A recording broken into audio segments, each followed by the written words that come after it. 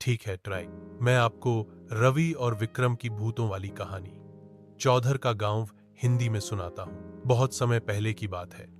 एक छोटे से गांव का नाम था चौधर। यह गांव शांत और सुंदर था, लेकिन गांव के बाहर एक टूटी फूटी हवेली थी, जिसे सब भूतों वाली हवेली कहते थे।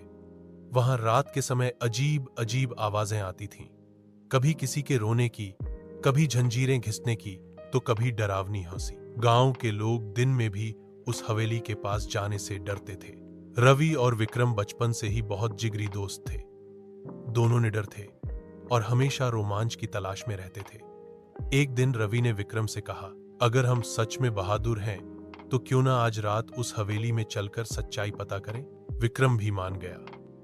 रात का समय हुआ। दोनों हाथ में लालटेन और डंडा लेकर हवेली की तरफ चल पड़े। हवेली का दरवाजा अपने आप चर्रर की आवाज से खुल गया। अंदर घुप अंधेरा और सन्नाटा था। जैसे ही वे भीतर गए, अचानक दरवाजा तेज आवाज से बंद हो गया। दोनों चौंक पड़े। तभी ऊपर की मंजिल से किसी औरत की कराहट सुनाई दी।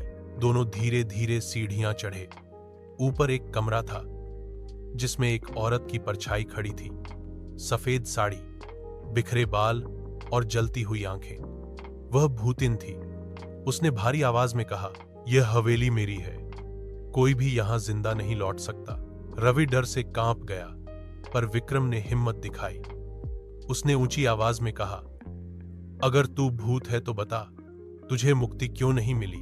भूतिन अचानक रोने लगी और बोली, सालों पहले इस हवेली के मालिक चौधर ने लालच में मुझे मार दिया और मेरी लाश को इसी कमरे में छिपा दिया। मेरी आत्मा तब से यहीं भटक रही है। रवि और विक्रम ने अगले दिन गांव के पुजारी को बुलाया। मंत्रोच्च